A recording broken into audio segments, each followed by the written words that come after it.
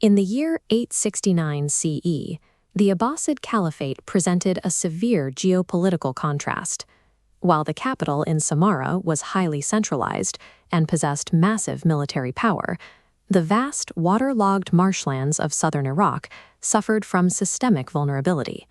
The Zanj rebellion functioned as a calculated 15-year insurgency, presenting a sustained existential threat to the empire from its very inception. The early success of the Zanj forces was engineered through extreme tactical asymmetry. Their leadership explicitly exploited the local hydrology and executed targeted psychological warfare against the Abbasid state. The primary evidence base for analyzing this conflict is Volume 36 of al-Tabari's monumental history. Tabari was present in Baghdad during the revolt. He constructed his operational narrative by collating reports directly from numerous eyewitnesses, capturing perspectives from both Abbasid commanders and Zanj participants. Tabari's account centers on the architect of this asymmetry, an enigmatic leader named Ali bin Muhammad. His initial target was the complete dismantling of the commercial and military dominance of Basra. The fracture of the Abbasid periphery did not occur through traditional pitched battles. To understand this structural collapse, we must deconstruct the specific operational mechanics of Ali bin Muhammad's insurgency. The initial demographic of the Zanj consisted of disparate, semi-servile laborers tasked with clearing the harsh salt flats of southern Iraq. This environment was a vast, unforgiving network of marshes and waterlogged terrain. The physical reality of the land isolated the laborers from the broader empire. Ali bin Muhammad's method of mobilization was systematic. He began with the targeted seizure of 50 Shurajian slaves from a local agent, al-Attar. This targeted extraction escalated rapidly. Moving from camp to camp, he scaled his operation, capturing 500 slaves managed by Abu Hudayd in a single day. This presents an immediate logistical problem, forging military discipline among hundreds of suddenly freed, disparate captives with no shared command structure.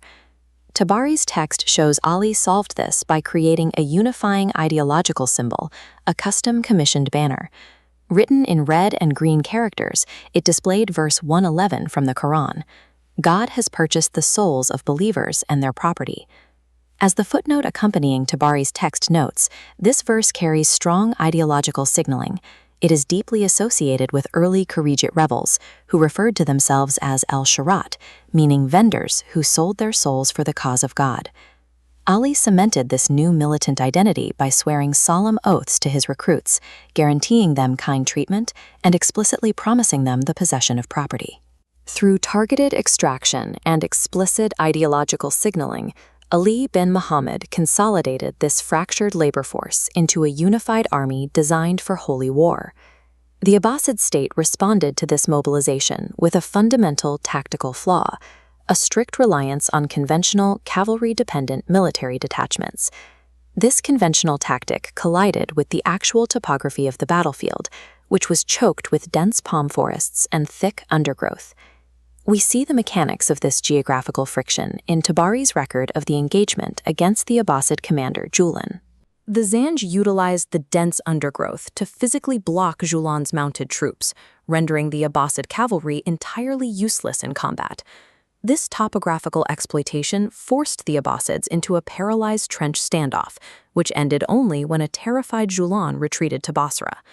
Having neutralized the Abbasid infantry, Ali initiated his next operational phase, achieving absolute logistical superiority via the waterways.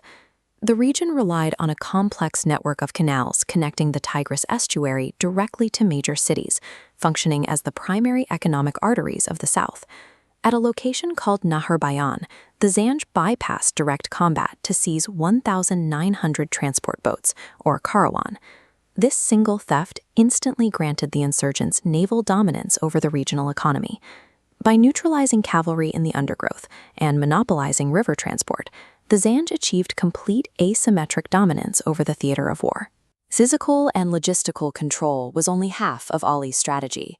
He paired this operational dominance with a deliberate, gruesome psychological campaign against Basra.